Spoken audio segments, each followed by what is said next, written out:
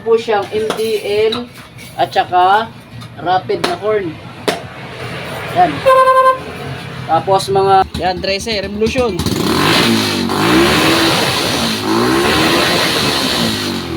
Wala talaga, ayaw makiat. Yo, magandang hapon po sa inyong lahat mga idol. Meron po tayo ditong Delta na ito troubleshoot. Ang problema nito, ayaw mag-start, no? Ayaw gumana ng starter, no? Bago po yung battery, alamin natin kung ano yung problema niyan. Pero meron po tayo dito motor mamaya na inayos kanina na ito po ay DL150, no? Yung problema nito, pag binibira nila, pag umaarangkada, okay naman. Pero pag binibira na sinasagad yung pihit, pumupugak-pugak. Yung tipong nagpuputukan, parang ganito. Ganon yung anda niya mga idol. So, yung unang ginawa namin dito, troubleshoot muna namin, nilinis muna namin yung carburetor, pinalitan muna namin ng spark plug, so ganun pa rin. May nagbago onte, pero ganun pa rin talaga. Kasi yung DL ng ating katropa, baliktarin ko lang dito tayo. Yun, yung DL ng ating katropa mga idol, ang tinignan ko ay naka primary type. Ayun, no? Meron po siya ditong red na may guhit na, ay black na may guhit na red. Ito po yun, no? Ito yung black, may guhit po siyang red. Naglagay kasi sila ng pintura, kaya may parang may pintura dito. Pero ito yun, no? Black siya na may guhit na red. Okay, so yun yung primary type. Nung tinignan ko ay yun po yung ginagamit nilang conversion. Tapos nung tinignan ko naman namin yung kanyang CDI ay naka primary type po talaga siya mga idol. Kaya yun po yung naging problema ng motor ng ating katropa. Bunag pupurot-purot o pumapalya-palya dahil may problema na po yung kanyang primary, no? Which is yung ginawa natin dyan, alam nyo na, pag may problema yung primary, para makamura ay battery operated sa 4-pin na CDI. Ayan, dito lang namin nilagay yung kanyang CDI mga idol. Ayan, no? Ito yung ginawa namin kanina. Ayan. Okay. Kasi wala na pong cover yung motor ng ating idol, no? Ayan, pangbakbakan kasi. Okay. So balik po tayo dito sa video natin ngayon, no? Delta, Rossi Delta na dinala po sa atin na wala pong starter, no? Ayaw gumana ng starter. Bago po yung battery, kung makikita nyo, napakalakas sa dashboard. Pero hirap mag-start. Ayun, no? Nag-drop yung kuryente, oh. Ayun, no? Lumidilim. Okay. At isa pang napapansin dito ng ating katropa, ng ating idol, no? Mabilis daw drop po yung kanyang kuryente, no? Kahit yung kanyang battery ay bago naman. Ngayon yung gagawin natin mga idol, no? Para ma-verify natin kung ano talaga yung problema nito, para masagot natin yung katanungan ng ating idol. Kasi sabi niya, pag ginagamit niya naman po yung kanyang MDL, ay matagal naman po yung kanyang gamit. Pero pag magpo-push start siya, parang ganito, nawawala lahat ng kanyang Okay. So, dalawa lang po yung pwedeng mangyari dyan mga idol. It's either mahina po yung battery na, o mahina yung charging ng battery, o di kaya may problema yung kanyang carbon brush. Okay. So, yung unang susolusyonan natin, kung yung kanyang carbon brush nga ba ay may problema, o yung kanyang starter relay yung may problema, no? Dahil sabi niya medyo mahina yung battery, magja-jumper tayo dito ng charger ng 12 volts. Papalakasin muna natin to, no? Okay. So, check muna natin yung voltahe nito bago tayo mag-jumper ng charger. So, ayan po yung ating, check muna natin yung voltahe. Ayan.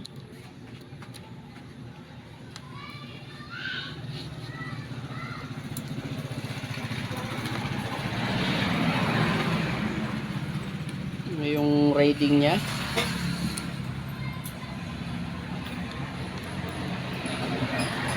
Ayan, nasa 12.26.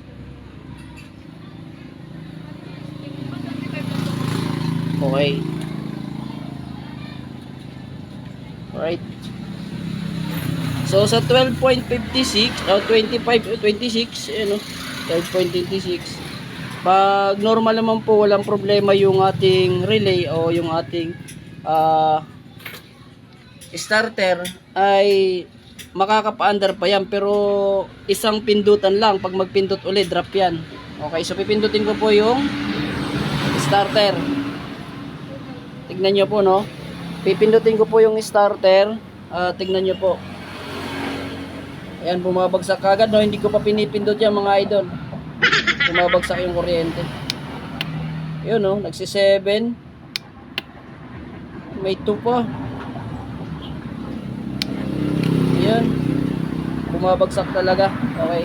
So, ngayon yung gagawin natin, dahil bumabalik naman siya sa 12, check natin yung kanyang carbon brush, baka may problema. Gagamit muna tayo ng mas malakas na kuryente, no? Magja-jumper po tayo ng 12 volts na charger. Okay. So yung mga idol, kabit na po tayo ng 12 volts na charger. Ayan, so salpak natin yung ating voltmeter. Sukatin natin kung ilan yung voltahe. Ayan, nasa 13 na po, no? Kasi nag-charge po yung ating charger. So ngayon, try natin siyang pindutin kung gagana, kung mapapay-start. Ayun. So nag-a-action po mga idol, no? Nag-a-action po siyang mag-start. 13.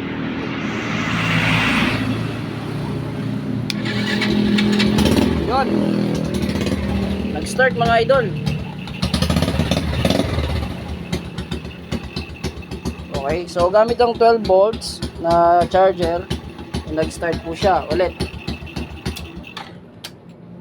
Yan, yung karga ng ating battery ay 13 dahil nagcha-charge.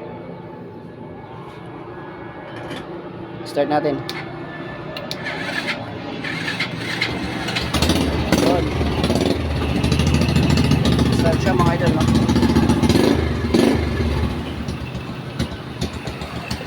So isa lang ibig sabihin yan, goods pa po yung ating starter motor mga idol, no? Yung carbon brush okay pa. So charge lang muna natin ng konti yung kanyang battery. Okay. So yung mga idol, no, nakita naman natin nung charge po natin doon po sa ating 12 volts na charger ay nagkaroon po ito ng kuryente. Napa-start niya po ito, no?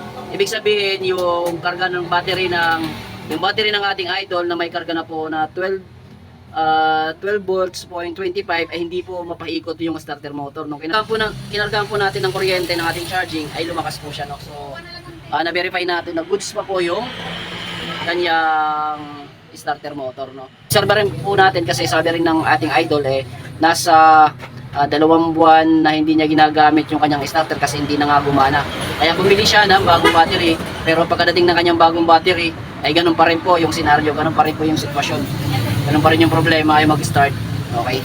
So ngayon naman, yung next na gagawin natin dyan mga idol para ma-verify natin, no, kasi pag nakargahan po natin yung kanyang battery mga idol, tapos gargado na po yung battery, tapos commander na po siya, ito naman po yung check natin, baka ito rin yung may problema, yung kanyang charging, yung kanyang regulator. Check natin yung voltahe ng kanyang regulator. Okay, so balik tayo doon po sa my battery. Ayan, so papatay muna natin yung ating charger, yung 13 volts. Ayan, pinatay ko po yung charger mga idol.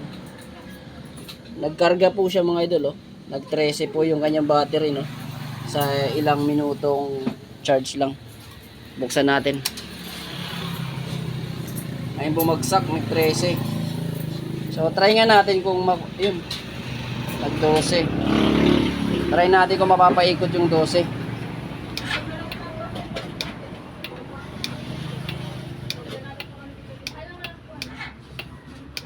So hindi natuloy sa 12, bumabalik sa ano. Ayan. So patay po yung charger niya mga idol, ha. Patay po yung charger, pinatay ko po. Okay, so tanggalin lang natin para walang duda. Ayan. Ayan. So mayroon tayong 12.63. Kickstart natin, paandarin natin.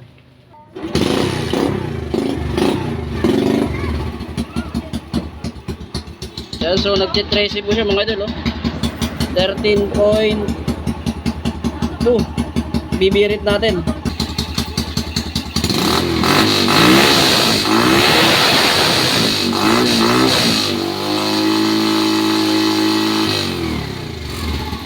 idol, hanggang 13 lang siya, no? 3.26 lang yung malakas. So, ibig sabihin mga idol, no, hindi po ganong malakas yung kanyang charging, no? Hindi man lang umaabot ng 14. Pero okay pa siya, no? So, ang problema kasi dito, marami siyang nakakabit na accessories. So, mabilis nagda-drop yung kanyang battery. Meron pa siyang horn, kaya hindi kinakaya. Dapat yung saktong charging nito, aabot ng 14 para okay. So, comment down below mga idol kung nasabi ako mali dito. Alright. Sapa nga. For the last.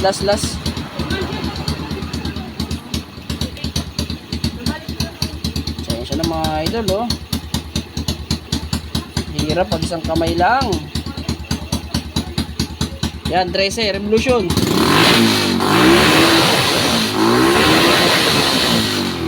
Wala talaga, ayaw makiat. Hanggang dun lang.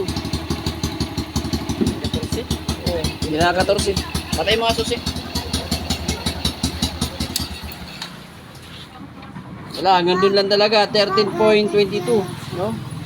So, kumakarga pa naman siya kahit papaano, no, mahina nga lang. Kaya, yun yung nagiging problema dito. Kasi pag gumagamit pa ng starter, nagdadrop yung kuryente. Alright, so, natuldukan natin yung may problema dito. Charging. Kaya naglolobat yung kanyang battery. Kasi meron po siyang MDL at saka rapid na horn. Yan. Tapos mga LED po yung mga ilaw ng ating motor na ating katropa. Ayan. Well, mga idol, simple lang naman yung problema ng motor ng ating katropa. No? Yung problema lang talaga dito yung kanyang charging. Kasi bago po yung battery, tapos hindi po nag-start. Ngayon, yung ginawa natin, kinargaan muna natin yung kanyang battery. No? Para ma-verify. Kasi nung tinester natin, kung makikita nyo sa video, no, nasa 13 po, no, pag umaandar at hindi na talaga umaakyat. So, ibig sabihin, hindi po normal yung karga ng kanyang charging. No, kailangan talagang umabot po yan ng 14 o 13 pataas, no, mga 13 point something pataas. Pero yung nangyayari, 13 hanggang dun lang yung kanyang charging. So, may problema dyan, regulator. So, regulator po yung papalitan natin dyan para maging normal. So, ito, pinargahan ko po yung kanyang battery. At, papakita ko mag-start. Ayan, may ilaw. Start natin. Diba? Easy, daragat. Ibig sabihin, mahina talaga yung kanyang battery. So, patayin natin. So, mahina talaga yung battery. Kaya, ganun yung nangyayari, no? Ayaw mag-start. So, ang problema lang dito talaga, yung papalitan ng ating katropa ay yung kanyang regulator. No? Para magkarga ng maayos yung kanyang battery. Dahil nga mayroon siya mga mini driving light, MDL, tapos may horn pa siya, may rapid. Aksaya sa charging. Tapos makita nyo, umabot lang ng 13 pataas. No, dapat 13 mas higit pa, malapit sa 14 para mas maganda yung karga sa battery. Alright. So yun lang po yung problema ng motor ating idol. So sana may nakuha kayong tips. Yon, pero bago yon, shoutout tayo kay Nestle Dizon. Shoutout po tayo kay Princess Yasmin. Shoutout po tayo kay Randy Fold Labra. Shoutout tayo kay Richard Diano. Yan, sa mga gusto magpa-shoutout, mag-comment lang po sa ating latest video para ma-shoutout natin kayo sa ating next upload video. Ayan, so dito naman tayo. Peace out muna mga tropa. Bye-bye. Maraming salamat po. Ingat!